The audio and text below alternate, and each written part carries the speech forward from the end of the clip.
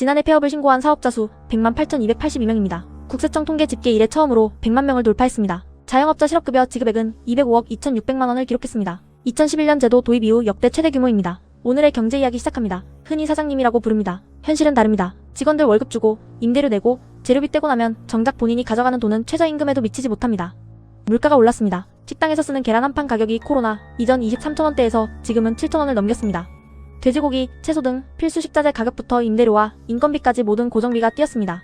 반면 지갑을 여는 소비자는 줄었습니다. 중소기업 중앙회 조사 결과 폐업 소상공인의 86.7%가 수익성, 악화와 매출 부진을 폐업의 결정적 이유로 꼽았습니다. 역설적인 현상입니다. 우리는 코로나19 팬데믹 당시 자영업자들이 가장 큰 타격을 입었다고 기억합니다. 하지만 2020년부터 2022년 사이 폐업자 수는 오히려 줄었습니다. 정부의 재난지원금과 저금리 대출로 억지로 버텼기 때문입니다. 이제 팬데믹은 끝났습니다. 정부 지원은 끊겼고 미뤄뒀던 대출 상환 시기는 다가왔습니다. 여기에 고금리와 고물가라는 치명타가 겹쳤습니다. 빚으로 버티던 둑이 한꺼번에 무너진 겁니다. 그 결과 팬데믹이 끝난 직후인 2023년 한 해에만 폐업이 13.7% 급증했습니다. 창업 후 3년을 버티지 못하고 문을 닫는 단기 폐업자 비율도 40%에 육박합니다. 평균 영업기간은 6.5년에 불과합니다. 더 심각한 것은 착시 효과입니다. 통계의 이면을 봐야 합니다. 지난해 실업급여를 받은 자영업자는 3,820명입니다. 100만 명이 폐업했는데 실업급여 수급자는 고작 3,800여 명에 불과합니다. 이유가 있습니다. 자영업자 고용보험 가입률은 전체의 0.8% 수준입니다. 자영업자 실업급여는 50인 미만 사업주가 고용보험에 임의로 가입해 1년 이상 보험료를 납부해야만 받을 수 있습니다.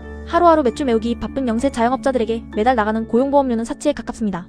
즉 통계에 잡힌 205억 원의 지급액과 3,820명의 수급자는 빙산의 일각입니다.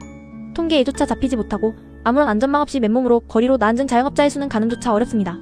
붕괴의 범위도 넓어지고 있습니다. 과거에는 식당, 카페, 편의점 등 도소매업과 숙박음식점업 등 전통적인 자영업에 폐업이 집중됐습니다. 지금은 다릅니다. 정보통신업을 비롯한 생산자 서비스업에서도 폐업이 속출하고 있습니다. 자본력과 전문성을 어느 정도 갖춘 사업군마저 내수 침체의 직격탄을 맞고 있다는 의미입니다. 경제의 실핏줄 역할을 하던 골목상권 무너짐이 이제는 산업 전반의 기초 체력 저하로 번지고 있습니다. 자영업자 실업급여 급증을 단순한 복지 지출의 확대로 해석해서는 안 됩니다. 대한민국 내수 경제구조가 붕괴하고 있다는 명백한 경고등입니다. 자영업자의 폐업은 개인의 실패로 끝나지 않습니다. 이들이 막대한 부채를 안고 빈곤층으로 전락하면 금융권의 부실로 이어지고 결국 국가 경제 전체의 치명적인 부담으로 돌아옵니다. 단순한 현금성 지원이나 대출 만기 연장 같은 땜질식 처방으로는 한계에 달했습니다.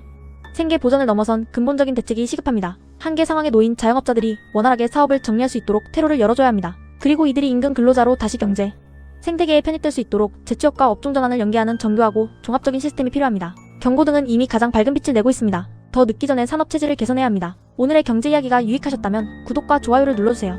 저희는 내일도 여러분이 꼭 알아야 할 경제 이야기로 찾아오겠습니다. 시청해주셔서 감사합니다.